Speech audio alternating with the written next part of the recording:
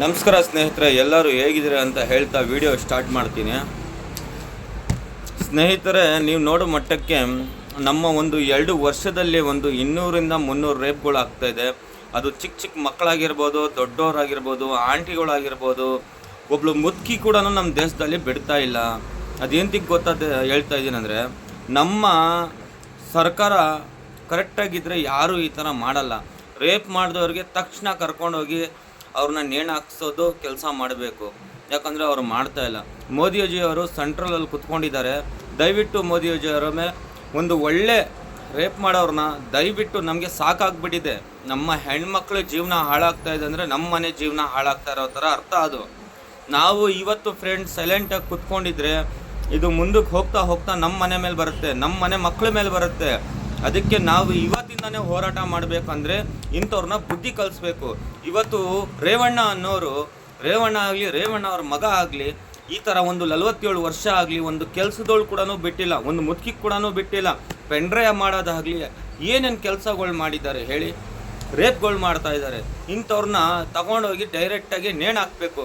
ಮೋದಿಯವರೇ, ದಯವಿಟ್ಟು ನೀವು ಸೆಂಟ್ರಲಲ್ಲಿ ಇವಾಗ ಮಿನಿಸ್ಟ್ರಾಗಿ ನೀವು ಕೂತಿದ್ದೀರಲ್ಲ, ದಯವಿಟ್ಟು ನಮ್ಮ ಕರ್ನಾಟಕವನ್ನು ರಕ್ಷಣೆ ಮಾಡೋದು ನೀವು ಕಲಿಬೇಕು. ನೀವು ಈ ಥರ ಬಿಟ್ಟುನೇ ಇವನ್ MP, ಇವನ್ ಕೌನ್ಸಿಲರು, ಇವನ್ ಮಿನಿಸ್ಟರು, ಇವನ್ ಪೊಲೀಸು ಅಂತ ಬಿಡೋಲಿದೆ ಇಲ್ಲ. ಎಲ್ಲರಿಗೂ ಒಂದೇ ನ್ಯಾಯ ಇರಬೇಕು. ಬಡವ್ರದ್ದು ಪ್ರಾಣ ಹಿಂಸೆ ಮಾಡ್ತಾ ಇದ್ದಾರೆ. ಬಡವ್ರು ಅಂದರೆ ಏನು ತಿಳ್ಕೊಂಡಿದ್ದಾರೆ ಇವರೆಲ್ಲ ಹೇಳಿ.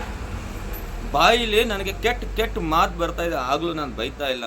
ಯಾಕಂದರೆ ನಾವು ಸರ್ಕಾರಕ್ಕೆ ಗೌರವ ಕೊಡ್ತೀವಿ, ಪೊಲೀಸವ್ರಿಗೆ ಗೌರವ ಕೊಡ್ತೀವಿ, ಒಂದು ಸೆಂಟ್ರಲಲ್ಲಿ ಮೋದಿಜಿಯವರೇ ಅವ್ರಿಗೆ ಗೌರವ ಕೊಡ್ತೀವಿ ನಾವು. ದಯವಿಟ್ಟು ಮೋದಿಜಿಯವರೇ ಅವ್ರ ಮೇಲೆ ಕ್ರಮ ತೊಗೊಳ್ಳಿ. ದಯವಿಟ್ಟು ಕ್ರಮ ತೊಗೊಂಡು ಅವ್ರ ಮೇಲೆ ಆಕ್ಷನ್ ಮಾಡಿ ಅವ್ನಿಗೆ ನೇಣಿಗಾಕಿ, ತಪ್ಪು ಮಾಡಿದಾರ ತೊಗೊಂಡೋಗಿ ನೇಣು ಹಾಕಿ. ಯಾಕಂದರೆ ನೀವು ಮಾಡೋ ಕೆಲಸಕ್ಕೆ ಮುಂದೆ ಒಬ್ಬ ಕೆಟ್ಟ ಕೆಲಸ ಮಾಡೋದನ್ನ ನಿಲ್ಲಿಸ್ತಾನೆ, ಒಂದು ಹೆಣ್ಮಗುನ ಕೆಡ್ಸೋದನ್ನ ಅವ್ನು ನಿಲ್ಲಿಸ್ತಾನೆ. ಅಯ್ಯಪ್ಪ ಈ ಥರನಾ ಅಂದ್ಬಿಟ್ಟು ಎಷ್ಟು ಜಾಗ ರೇಪ್ ಆಗ್ತಾಯಿಲ್ಲ ಹೇಳಿ. ನಾವು ಎಷ್ಟಂತ ಕನ್ನಡಿಗರು ಕರ್ನಾಟಕದಲ್ಲಿ ಅಯ್ಯೋ ಇವತ್ತು ಸರಿ ಹೋಗುತ್ತೆ, ನಾಳೆ ಸರಿ ಹೋಗುತ್ತೆ, ಇವತ್ತು ಸರಿ ಹೋಗುತ್ತೆ ಅಂತ ಎಷ್ಟು ದಿವಸ ಸಾಯೋದು ಹೇಳಿ ನೀವೇನೆ. ನಮಗೆ ಉತ್ತರ ಕೊಡಿ. ನಮ್ಗೆ ಉತ್ತರ ಕೊಡೋರು ಯಾರಿದ್ದಾರೆ ಹೇಳಿ. ನಮ್ಮ ಮನೆ ಮಕ್ಕಳನ್ನ ನಾವು ಒಂದು ಸ್ಕೂಲ್ಗೆ ಹೋಗೋಕ್ಕೆ, ಒಂದು ಟ್ಯೂಷನ್ಗೆ ಹೋಗೋಕ್ಕೆ ನಾವು ಎದುರ್ಕೊತಾ ಇದೀವಿ ಇವತ್ತು. ಅಪ್ಪ ಅವ್ನು ಏನು ಮಾಡ್ಬಿಡ್ತಾನೋ ಅಂತ. ಒಂದು ಕಡೆ ಯಾವನೋ ಚಿಲ್ಲರೆ ಅಂಗಡಿ ಅವ್ನು ಕರೀತಾನೆ, ಅವನೇನೋ ಮಾಡ್ತಾನೆ. ಯಾವನೋ ಸ್ಕೂಲ್ ಮಾಸ್ಟರ್ ಅಂತಾನೆ, ಅವನೇನೋ ಮಾಡ್ತಾನೆ. ನಮ್ಮ ಮಕ್ಕಳಿಗೆ ರಕ್ಷಣೆ ಇಲ್ದಿರ ನಮ್ಗೆ ಈ ಸರ್ಕಾರ ಏನು ತಿಕ್ಬೇಕು ಸ್ನೇಹಿತರೆ? ನಾವು ಏನು ಓಟ್ಗಳು ಮಾಡಬೇಕು ನೀವೇ ಹೇಳಿ. ಓಟು ನಾವು ಯಾಕೆ ಕಾರಣಕ್ಕೆ ಮಾಡಬೇಕು? ಇವ್ರು ನಮ್ಗೆ ಏನು ಮಾಡ್ತಾ ಇದ್ದಾರೆ? ನಮಗೆ ಒಂದು ಊಟ ಏನಾದರೂ ಆಗ್ತಾ ಇದ್ದಾರಾ? ನಾವು ದುಡಿತಾ ಇದ್ದೀವಿ, ನಾವು ಕಷ್ಟಪಡ್ತಾ ಇದ್ದೀವಿ, ನಾವು ತಿಂತಾ ಇದ್ದೀವಿ. ಇವರು ನಮ್ಮ ಮನೆ ಮಕ್ಕಳ ಮೇಲೆ ಕಣ್ಣಾಕಿ ಇವ್ರು ಈ ಥರ ಮಾಡ್ತಾ ಇದ್ದಾರೆ. ಏನು ತಿಕ್ಬೇಕು ನಮಗೆ? ಇವರು ಕೆಟ್ಟ ಕೆಲಸಗಳನ್ನ ಮಾಡ್ತಾ ಇದ್ದಾರಲ್ಲ, ಇವ್ರು ಸರ್ಕಾರದವರು ಅವ್ರನ್ನ ಕಠಿಣ ಶಿಕ್ಷೆ ಕೊಟ್ಟರೆ ಮುಂದಕ್ಕೆ ಯಾವ ವ್ಯಕ್ತಿನೂ ಮಾಡಲ್ಲ. ಇವರು ಗನ್ಮದಲ್ಲಿ ಅದು ಹೋಗ್ತಾ ಇಲ್ಲ. ಸ್ನೇಹಿತರೆ, ನಾವು ಇತ್ತೀಚೆಗೆ ಅಲ್ಲ, ನಾವು ತುಂಬ ಸಮಾಧಾನದಿಂದ ಇದ್ದೀವಿ.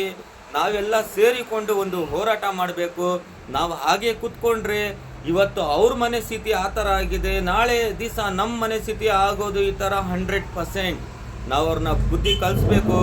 ರೇವಣ್ಣ ಮಗ ಅವ್ರಿಗೆ ಶಿಕ್ಷೆ ಏನಾದರೂ ಆಗಿಲ್ಲ ಅಂದರೆ ನಾವು ವಿಧಾನಸೌಧ ಮುಂದೆ ಬಂದು ಎಲ್ಲ ಕನ್ನಡಿಗರು, ಎಲ್ಲ ಕರ್ನಾಟಕದಲ್ಲಿ ಇರೋ ಜನಗಳು ಎಲ್ಲ ನಾವು ಹೋರಾಟ ಮಾಡ್ತೀವಿ. ಇದನ್ನು ನಾವು ಮೋದಿಜಿಗೆ ಡೈರೆಕ್ಟಾಗಿ ಹೇಳ್ತಾ ಇದ್ದೀವಿ. ನಮ್ಮ ಕನ್ನಡಿಗರ ತಾಳ್ಮೆನ ಪ್ರಶ್ನೆ ಮಾಡ್ಕೊಳಕ್ಕೆ ಹೋಗಬೇಡಿ.